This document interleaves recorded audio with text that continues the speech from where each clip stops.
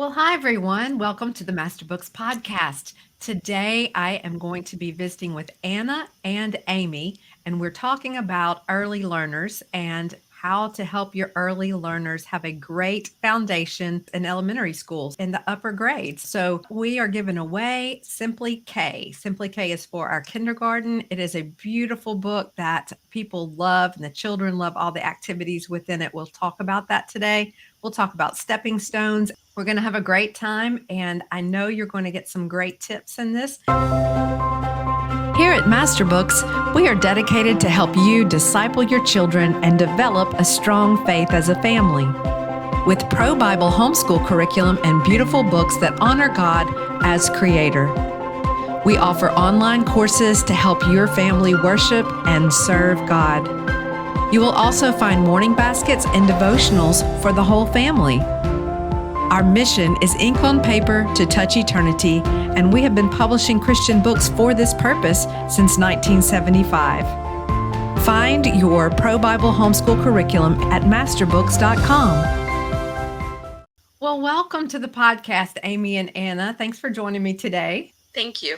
Thank you. It was fun to chat with you before the call, and I'm excited that we can do this around the world kind of chat and help the other homeschool moms use Masterbooks for their children's benefit. So we are going to answer a bunch of your questions today just in our conversation. And these ladies, they have been homeschooling for a while. They've homeschooled a lot of different ages, and they have a lot of wisdom to share. So I want to start out with Anna. Anna, tell us about your family, your homeschool experience. How many, what ages? So I'm a mom of 6 amazing children. I have homeschooled for 17 years. My kids have never seen the inside of a public school. Well, okay, they have, but not on the learning side. And I have graduated 2 already, and then my third is a senior. I have a son who is in 5th grade, a daughter doing 2nd grade work, and a daughter doing the Simply K this year. Oh, wow. That's wonderful. I have enjoyed watching your children grow up through their pictures that you post in the Masterbooks app and in the Moms of Masterbooks Facebook group. And y'all, Anna is so kind to send me pictures when I need it for the email newsletter or anything else. I'm so grateful. So Amy, tell us about your family and your homeschool experience. Now, you have a degree in education and yet you're homeschooling. So we want to hear all about why you made that choice and how it's different than the schooling experience. Okay, perfect. I have a master's in education, worked in a few different Christian schools after I finished school, before we got married and started having all of our kiddos. I've also worked in public schools during my master's program. So I've experienced first, and obviously I went to school myself. So experienced quite a bit of a variety of education over the years on both sides of it.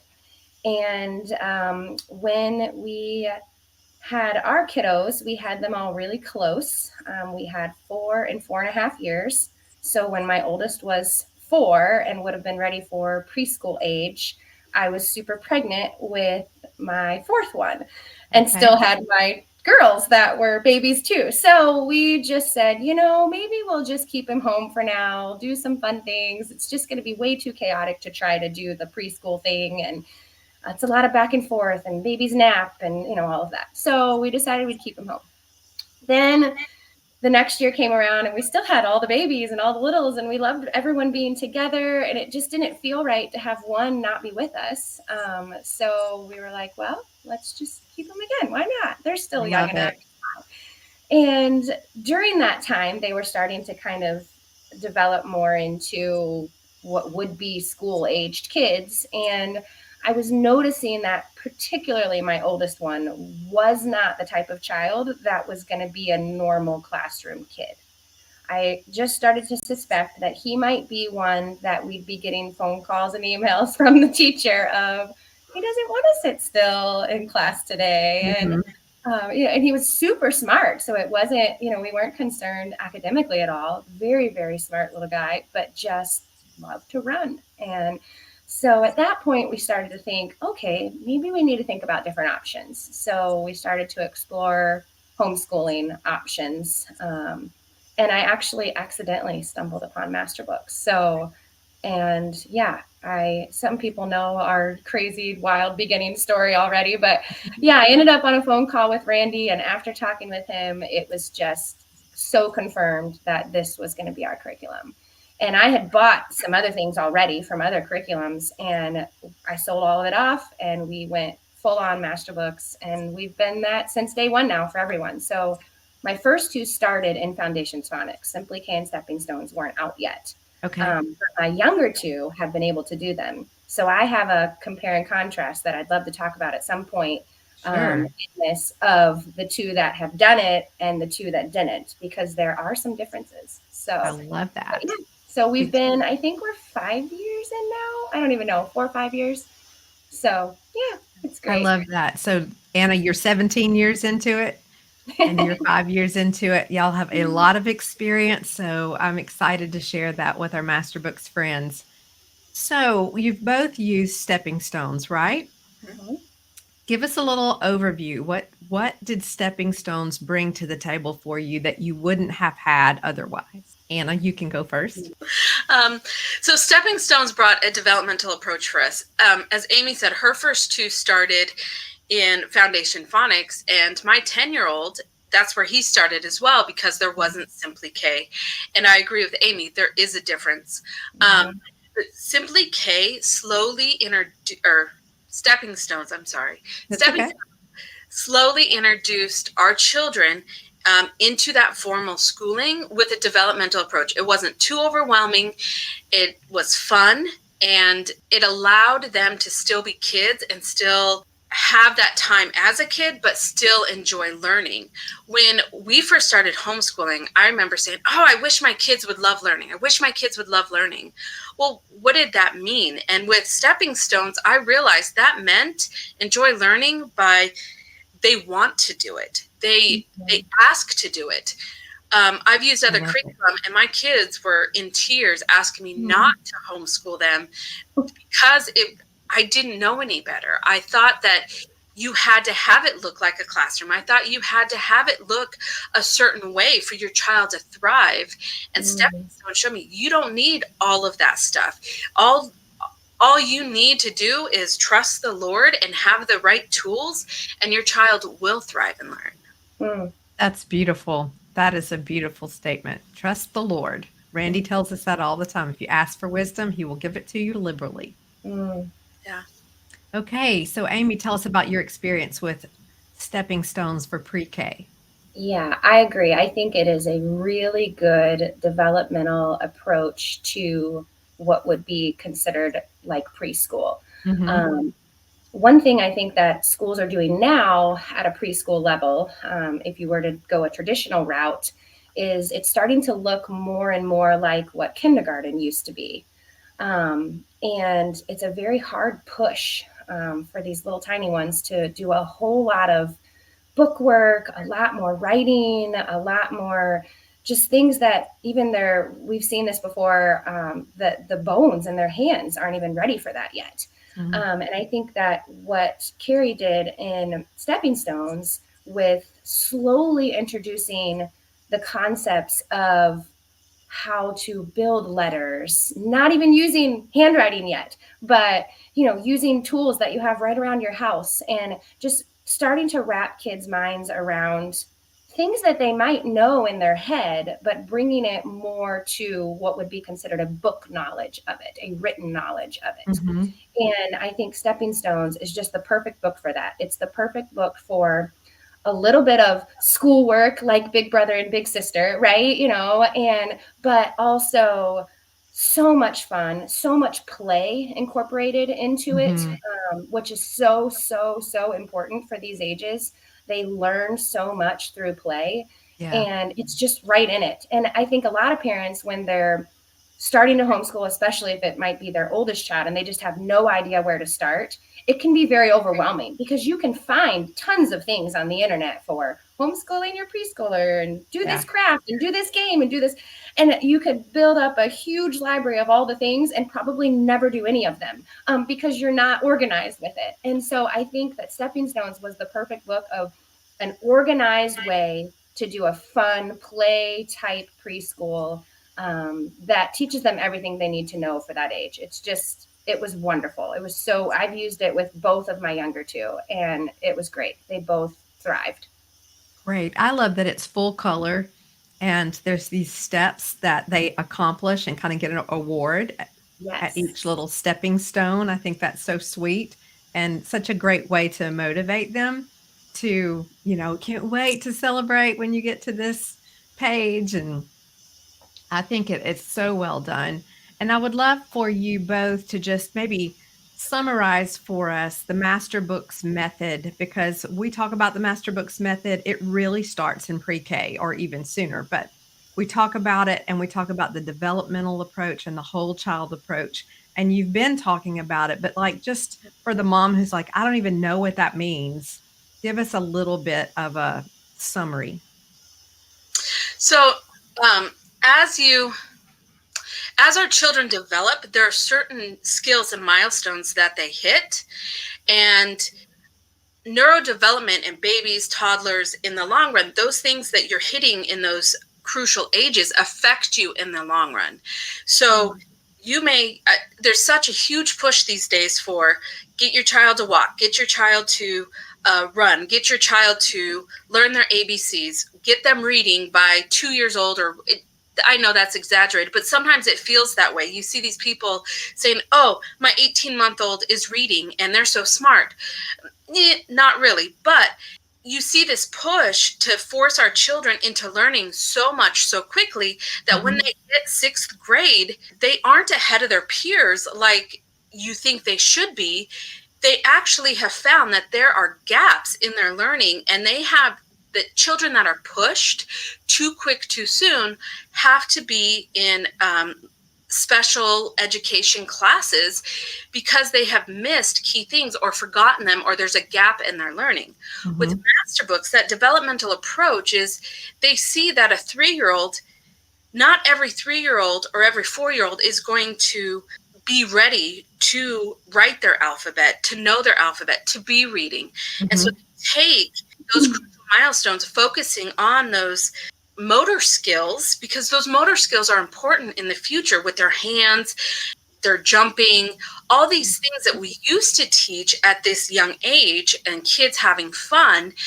We stopped teaching that, and we in society we have forced them into all this book knowledge, and it's hindered their growth. But with like Stepping Stones and the Masterbooks method, they introduce it when it's developmentally appropriate. A 3-year-old or 4-year-old isn't ready to be writing, so they're using those hand muscles, those skills, that they're using, getting them moving, because they still need to move. One of our favorite lessons in Stepping Stones was learning about David and how he defeated Goliath and created a slingshot. My kids loved creating that slingshot, and it used motor skills to create a slingshot out of felt and pom-poms, and they used it and they thought it was fun. The Masterbooks method to impact eternity, it's not just about education, it's about their heart, giving the parent the tools to disciple their children and train their children for the glory of God. Yes, you couldn't have said it better. Amy, do you have something to add to that from your perspective? I think I would have said probably almost everything she said. Okay. I usually say the developmental approach is head to toe, not just head. And I think that's, again, we can gain all of the book knowledge and the, what seems like would be smart, but then be lacking in other very important areas. And so it really is, it's head to toe, and obviously the most important part of that being heart. And so I think that that's just strewn in all of Masterbooks curriculum, and it starts as early as Stepping Stones. So. Right. And if they're having fun and if they're doing it at the pace in which they are ready, their brain and their body, then of course learning is going to have a much better feeling in their hearts and their Right. attitudes in the future because you're setting that foundation that learning is fun, Yes. homeschooling is fun, then that really sets a foundation that's going to go with you for the rest of your homeschool. And one of the things you talked about before we hopped on, Amy, is well, maybe it's since we've been talking, is that you've got two kids that didn't get stepping stones and Mhm. Simply K, and you have two that did. So can you see a difference? Yeah, yeah. So my two that started in Foundations Phonics, we had just done just kind of the typical let's learn our colors and ABCs by printing things offline and Hmm. nothing that was anything formal. So Foundations Phonics would have been their first formal book. And even as we started the lessons, they knew their alphabet, they knew their letter sounds, some of them. Um, but we were 3 lessons in with the first letters in DNA, and they were having trouble even remembering which letter was which. It was like A they knew, and then I'd be like, okay, what's this one? I'm like, yeah, but what's the actual letter? Because again, they had this head knowledge that they could sing their ABCs, but they Hmm. weren't connecting the dots of like in is in, like that's what it looks like. That's Right. and so that is a concept that is taught in Hmm. starts in stepping stones, really taught in Simply K. And my older two, they didn't have that, so Right. I had to kind of pull back from Foundations Phonics for several weeks. We got out alphabet charts, we studied the letters, really learned, and so with my younger two now, they both started in stepping stones, have gone through that, have now both completed Simply K. My youngest actually just completed it, let's see, the end of June. Hmm. And he's moving into Foundations Phonics. And so my daughter is finishing Foundations Phonics, and she was just so much more prepared, even just going into that next book. And with learning to read, it's happened so much easier for her. And not just because of the books. It's because of the developmental approach of the well-roundedness, again, head to toe, that Hmm. has prepared them as they move into the next thing. So my daughter is 7 and is learning to read now. She's finishing Foundations Phonics. She's doing very well. And I think that's a good age to be at that. And my son is 5.5, finishing Simply K. He'll move into Foundations Phonics. And he is also just kind of at that right age. He could even still, we will continue to work on concepts from Simply K because he is a little bit younger. He's also our 4th kid and has seen his siblings now go through it. So it Sure. is a little different when you've got multiple kiddos. Um, but yeah, it's just, I can see the difference in their preparedness Hmm. from doing these books versus my two that didn't do them. Also, I see a difference in things like willingness. They have way more excitement over doing school. Now, obviously, theirs is still really fun, and my older kids are getting into books that have a little more writing and Yeah. a little more work to do. But still, it's they do have a different excitement over it. And I just want to mention too, as a parent, it has really taught me a lot about how to approach teaching. Anna mentioned earlier that you go into it thinking, it needs to look a certain way, and you've got the classroom and you've got all the things, and, because that's what we know. But then you start to realize what you actually need, right? And again, it's trusting in the Lord ultimately. And then really beyond that, it's very little. It's special. It's family time. It's being together. Like those are the things that we really Yeah. need.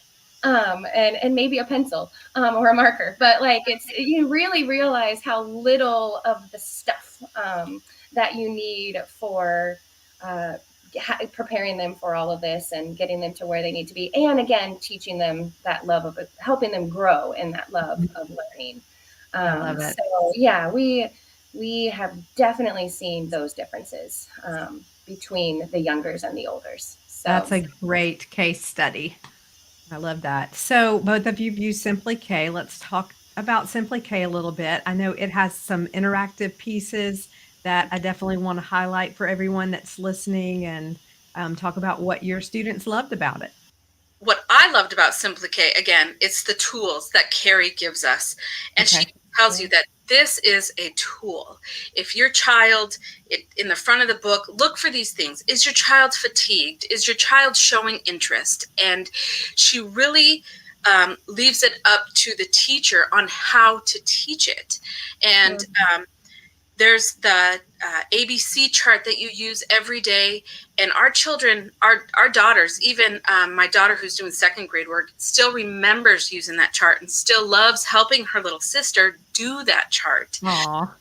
Even the little cards that come with it, where you're going over the alphabet letters and using your finger to trace it. And Carrie really emphasizes on those motor skills. Again, I know I say it a lot about motor skills, but those motor skills come in handy as they get older and as they're developing and learning new things. And there's not a lot of write your alphabet, write these words, learn to read. And my daughter who's doing second grade work, she's 6, and she is super smart. She has a head knowledge, and we went through stepping stones twice because she flew through it. She just wanted to do it. And we did it twice. We got to Simply K, and she just flew through that. And we did all the stuff necessary. She just flew through it. And I was thinking, there is no way that you know all of this stuff. So we did it again. We went through it again, and she enjoyed it.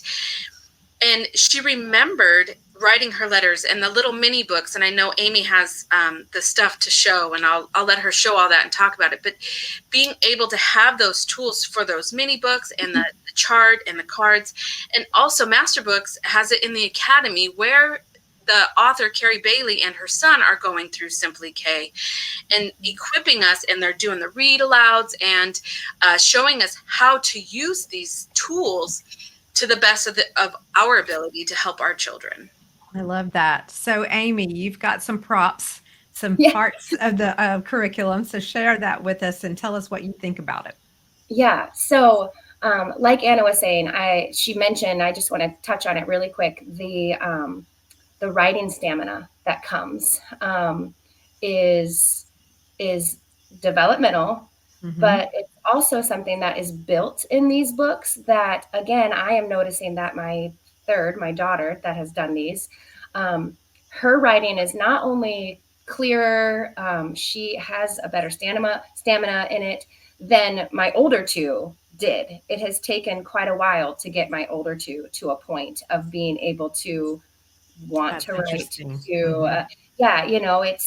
when they started just in Foundations Phonics and didn't have that foundation before then, it did make a difference even from just the writing stamina aspect. So I think those are things that are built in this as well. But yes, I do. I've got a few. We'll just kind of show what Anna was talking about. So these are the cards that are in Simply K. I have them in a little, this is like a baseball card holder, I think.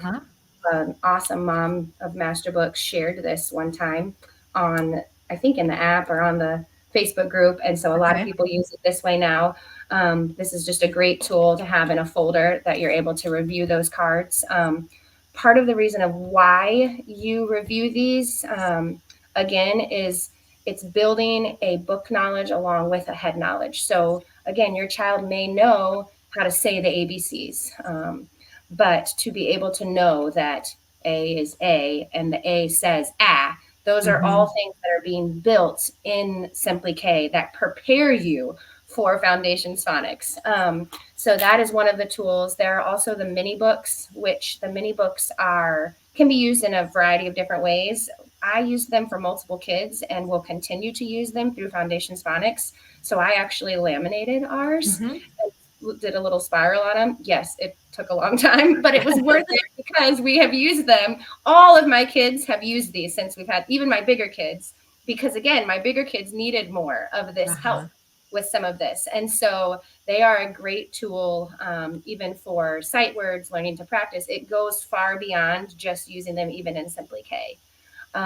So even my older daughter, who sometimes still writes some letters backwards, we're able to refer back to these and use them to remind her of P goes this way, so Yeah. so we really have enjoyed having these tools. Like Anna said, it's the tools that are just so helpful when you're teaching these foundational skills. I think that preschool, kindergarten, first grade are maybe the most intimidating years to teach, just because there are so many foundational things that kids need to know. And it can feel a little scary to think, oh my goodness, are they learning everything they need? Are they? Because this is like the beginning of what's going to be the rest of their years. Yeah. And, I don't have high schoolers yet, but I feel like that the little ones is more scary to me than the high schoolers. At least at that point, we know they're reading and we know they're, Right. so I just love the tools that we have, that we're able to use for this. It gives me the confidence as a parent, that I have everything I need on my end, and then we see it working with our kids, and it's just awesome. So I love it. I'm calling you for those books because my kids cut and fold, and here you go. They're nice and neat.